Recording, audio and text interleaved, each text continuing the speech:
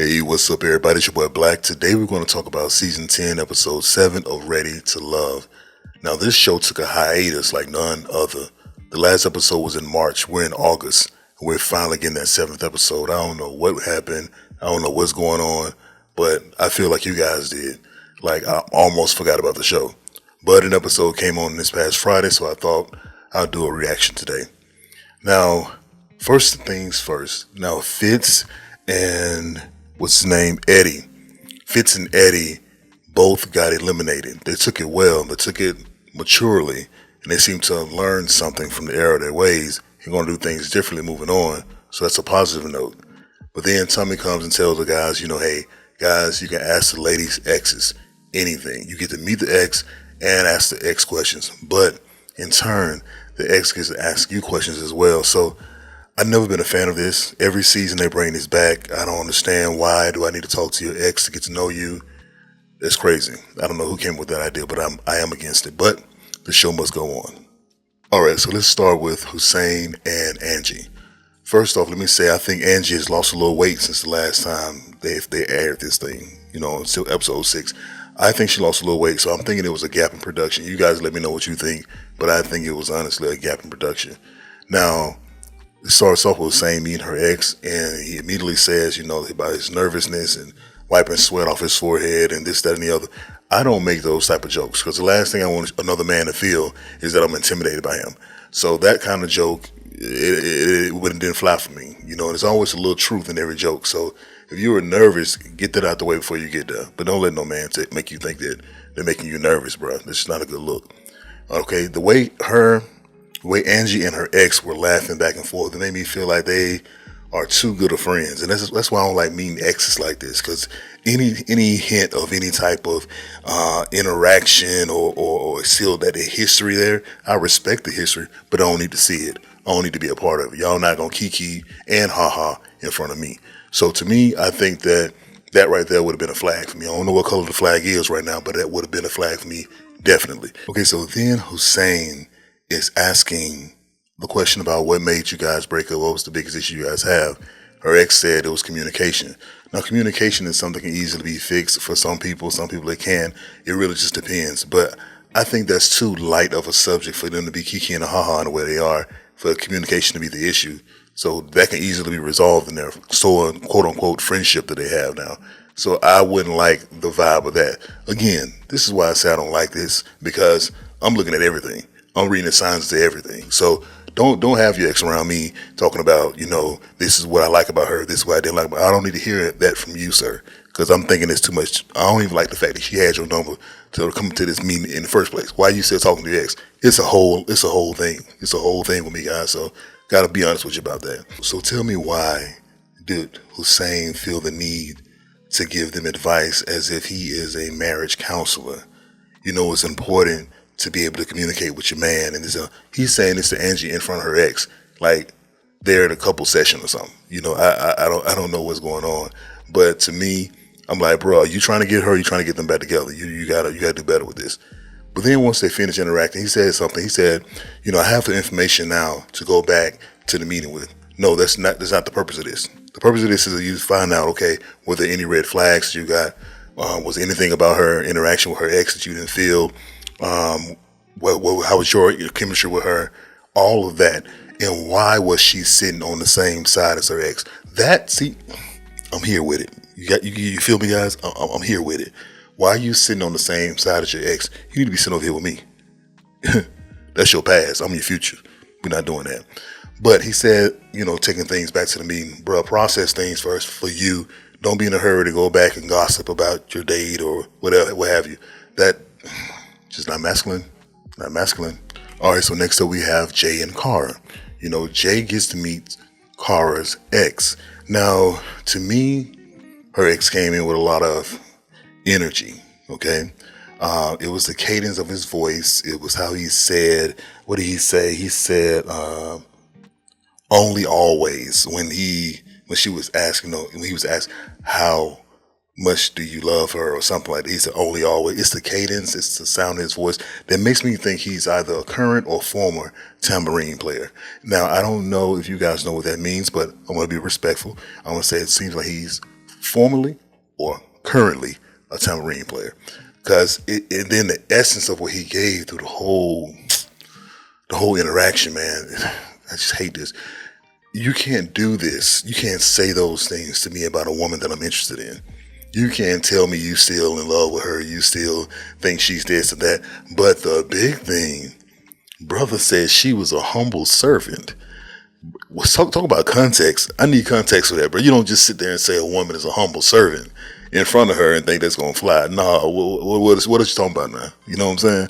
So to me, I think that his view on her, is true what Jay said. You know, you're looking at her from her past, not where she is right now. And that may be the reason why they could never work out. He still see her as a little girl. And speaking of little girl, goodness gracious, he was 18 years old and she was 9.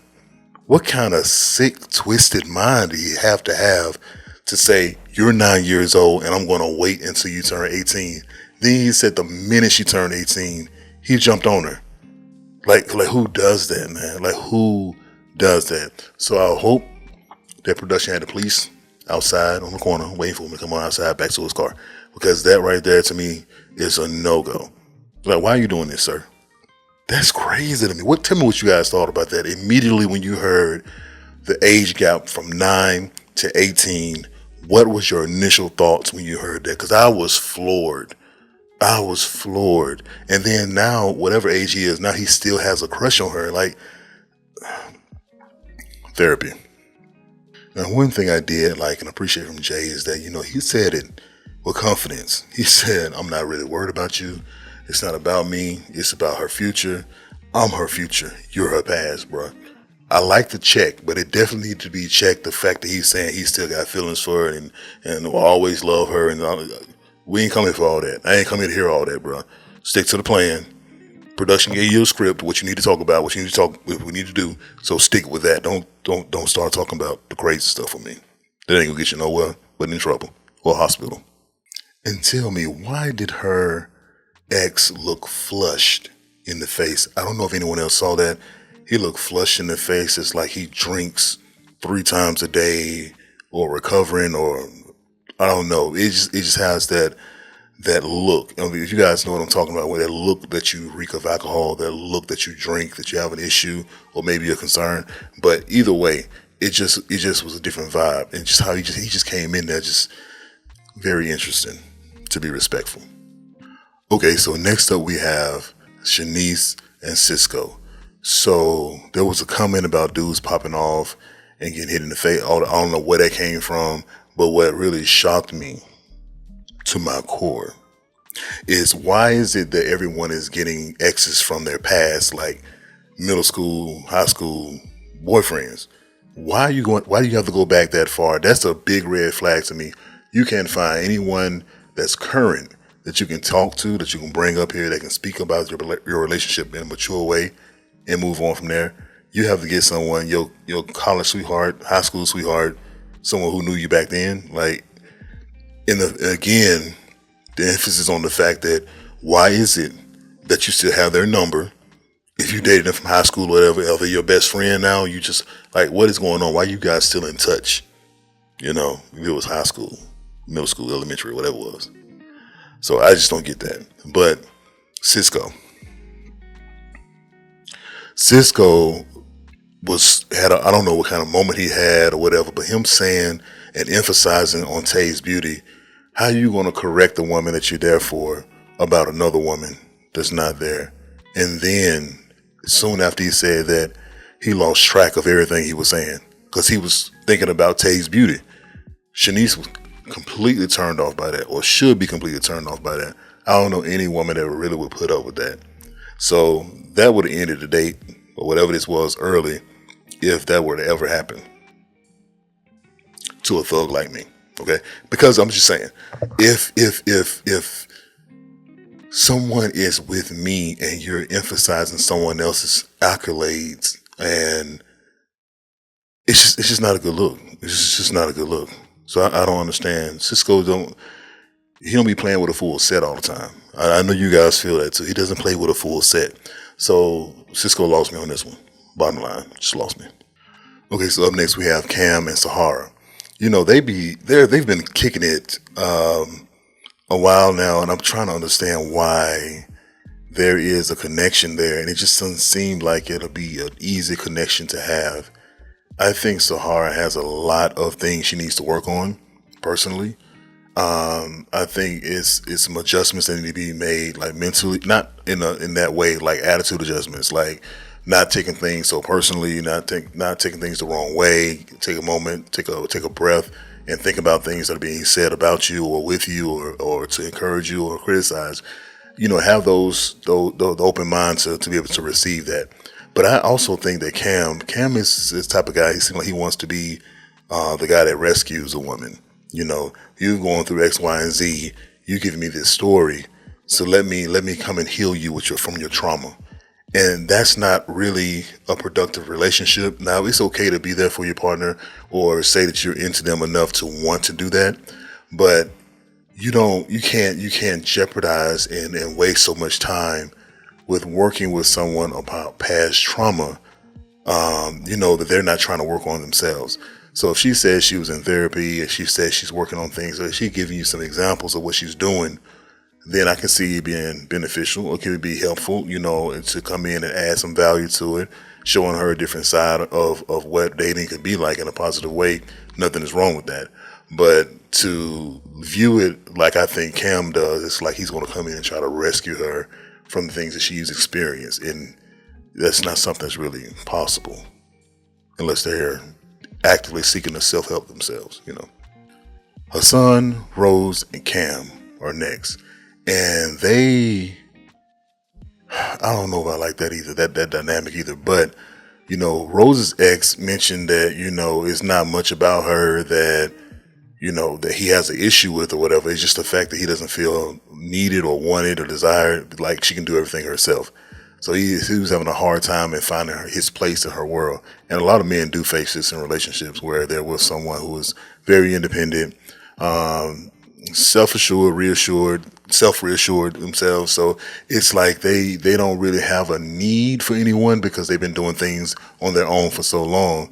But it just takes them the opportunity it takes you to give them an opportunity for them to trust you, right? Once you show the person that they can depend on you, you can be there for them.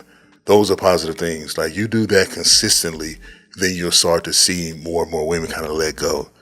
Because a lot of women are taking on a lot that is not meant for them to take on, but they've been doing it for so long. So now it's kind of hard for them to let go of the reins and give it to someone else. You have to show and prove instead of coming in and saying, okay, I can do this, I can do that. You show me you can do it on a consistent level, not just one isolated incident. It has to be consistently. So I think it'll be some growth there. I think Rose seemed like she's pretty cool. Other than that, because her ex didn't have anything to say about her, I don't know what that was about. But her ex did say that she was a very religious person. She goes to church, and Cam said, "Hey, I can't do that." And Rose said she don't have a problem with that. I think that's a huge mistake. Rose, if you are a spiritual person, if you are a religious person, and you want someone to go to church with you every Sunday, and your husband is saying no, or your potential partner is saying no, you got to understand that unless he's willing to do it himself, it may not be the best fit for you. That's one thing that I can say, that if you can't align on, it ain't really much fixing for that. When it comes to religious beliefs, spirituality, if you guys are not aligned, you might want to just move on to the next one. I'm just being honest. All right, so up next we had Cam and Angie. Now this scenario was very interesting to me because Angie did not bring her ex on this particular date. And Cam was confused. I was confused as a viewer as to why not bring your ex to this date, because now it seems to me that your ex is on such a high pedestal that only certain people can meet him. That pedestal is supposed to be for me and me alone. You know what I'm saying? Besides God. But that pedestal is supposed to be for me. So I think that alone would have me questioning their friendship, their past, their relationship, or whatever. So, or maybe it was an Angie thing. Maybe Angie was like, well, I don't want to introduce my ex to two different men that I'm dating. Or maybe Hussein's great advice rubbed off on her, and she was like, you know what? I don't have him introduce anyone because we're gonna try to work on what we're gonna work on. If this next guy doesn't work out, or if I get eliminated, so could be one of those things too. She may have had an aha moment and realized, okay, this might be the man for me. Talking about her ex, but Cam though, Cam, Cam took it well. He continued to date. I don't fault him for that, but Angie was getting a little bit frisky in her talking, So I think that Cam was talking about, there used to be him, the old him. He wants something more, something different. I applaud him for that. With growth comes change, right? So I'm not knocking him for that, but Angie has to understand that leading with that frisky talk is how people get hurt. If you're wanting a good man, someone you can depend on, count on, you need to see if he can do those things for you first. And then the other frisky talk will still be there waiting. You know what I'm saying? Because that's important. But what he's looking for and what she's looking for needs to also be aligned. But I think it's a big, huge red flag that she did not have her ex there when she had her ex there for her son.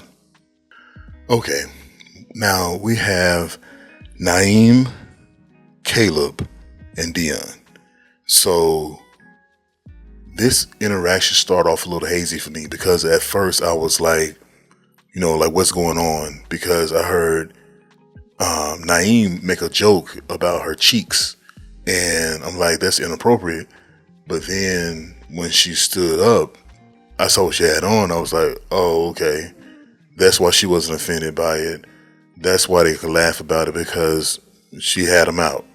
And I don't understand that. Like, that's not the type of attire I would want my woman to wear. When you're single, yes, true, you can do whatever you want to do, but when you're in a relationship, I always feel and felt that when you're in a relationship, you gotta something like a light switches. And you like, what, let me dress a little bit more conservatively, let me be respectful of the relationship that I'm in. I just don't think that was cool. Some women may feel like there was nothing wrong with what she had on, but to me, it seemed like she just a little too thirsty. Because wearing stuff like that gets a lot of attention, gets a lot of comments. And if that's something that you're desperately desiring from someone, that's just not a good look. And I want no parts of it. But let them have it. They're making jokes about her attire and her physique, I would say, as she was walking away. Like, you don't want that energy either. Like, fellas, if you respecting this woman, give her that respect. But this is a perfect example of how men will respect you versus how you respect yourself. So you got to be understanding of that. A man is going to switch up when he sees that you're about a certain type of life, unfortunately. All right, so now the guys are going back to deliberate, talk about who they like, what type of experiences they had, and what they learned and whatnot. And I agree, it was a little bit of a flag. I won't say what color flag it was for this one either, but the Rose situation, him not finding anything wrong with her at all, it's just unlikely for that to happen, but it can happen. And sometimes you just run into good men and good women who are not toxic, who are not naggers, who are not annoying. Like, you don't run into men and women who are like that. They're just good, solid people. And when you have someone that's good and solid, I mean, you just lucked up. So I don't think that it's necessarily him holding back and not saying anything. She may just be good for him. But when you come into the equation, then that's when you see a mix-up. That's why I don't really like that question of, what did you like about her? What didn't you like about her? And stuff like that, because you need to find the information out yourself in a more organic way. Just my thought. But the guys are talking and talking about their experiences. Cisco, this commentary was like, I know now that my heart goes with Tay. And I'm trying to understand, when he met with Shanice to give her the bad news about her being eliminated, I'm trying to understand why he was crying and carrying on the way he did. And she's saying it's because he didn't want to hurt her. I think for him to make up his mind the way he did, he knew what he wanted. There's no need for tears. They're on the show. It's like, okay, look, you didn't make the cut. I like someone else. You know what I'm saying? Because he didn't say anything about fighting for her. He didn't say anything about not voting for her to be eliminated. I think he went along with it. I honestly think that Cisco went along with it, and that he came with those crocodile tears and trying to make it seem like, it's cool. But what I don't like, I think it was the right decision. But what I don't like, and Shanice should be taking attention to, is the fact of why he liked her. Like he said that she got him in touch with his spiritual side, which is nothing wrong with that. But there needs to be more to it than just that. And I think that with her doing that, I'm sorry, with Cisco doing that, he's telling her that she's not the one. He didn't mention her beauty. He didn't mention how he makes her laugh, how she makes him laugh. He didn't mention his love spending time with her because the energy is good. He didn't take any of those things. He said just spirituality, you know. And you can have a friend and do that. So my thing is, what I appreciate about you the most is your spirit. You help me tap into my spiritual side. Cisco needs to continue to grow up. He's an older guy, but honestly, guys, if you're seeing the same guy that I'm seeing, he needs to grow up in a lot of different ways. So he needs to make sure that he's secure financially, that he has his own place, car. Those things are sustainable before he moves into a relationship because he looks like he's looking for help. He act like he's looking for help in different areas than just spirituality. So if Tay is someone he's looking for and looking at, she needs to also be aware of that. But at the same time, Tay seems to be more so on Khalil than Cisco because of the lines of questions that were being asked. It was more questions being asked from Khalil than Cisco. So, yeah. So anyway, that's how the story ends, and that's how the cookie crumbled. But until next time, guys, it's your boy Black. I'm out. Peace. Black, black, black, black.